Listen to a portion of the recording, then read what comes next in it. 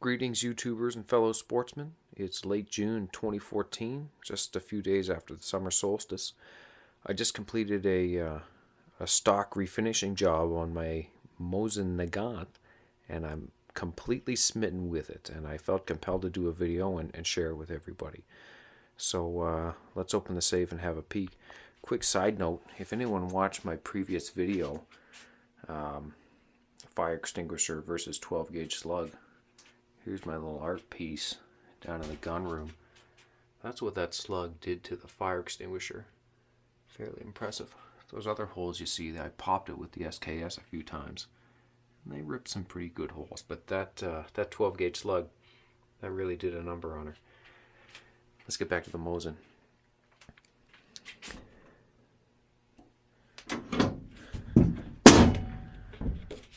I don't show the safe to everybody, and you probably can't see too much inside. There's our Mosin right there.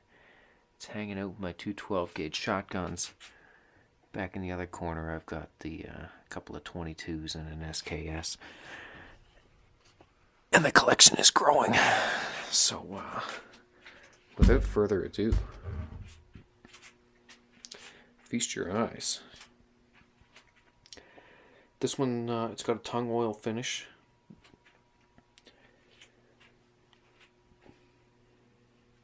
It's a 9130. That's 8 coats of tung oil on there, and I just love it. It is beautiful. Had ordered the sling off eBay. This one did not come with a matching serial number sling. Unfortunately, the rest of the parts are matching serial number, and this one's rather interesting. I think you're going to like it. I'll share a few thoughts on it, and please comment below if you have anything to add. As you can see, ooh, she's pretty. Here's what I want to show you, are the markings on the top. I'll try to stay out of the light, and hopefully you can pick up most of this. Right there, this is a hex receiver. 1928 Tula Arsenal. I'm trying to home in right here on the hammer and sickle that we've got stamped on top of the hex receiver. Some of the other markings are quite interesting indeed. I'll do my best to focus in on them. The BlackBerry camera might suck a little bit. CCCP is stamped on there, along with some other interesting markings I'm not even going to try to read. I am familiar with the Tula marking, and it's most certainly on there. And it, like I said, it's a 1928. So what I'm going to call it is an extra goon, based on my research. I suppose it could be a 9130 prototype.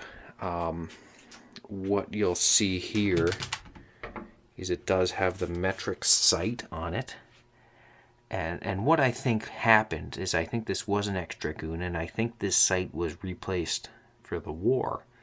Went from the imperial to the metric sight. And I'm willing to bet it had a blade sight on the front as well at one point, and it was replaced with the hooded front sight.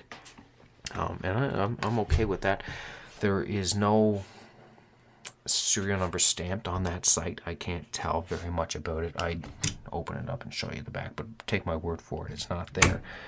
All the other serial numbers match on the receiver, the bottom of the magazine, on the bolt, on the skull cracker on the back. Super happy with it.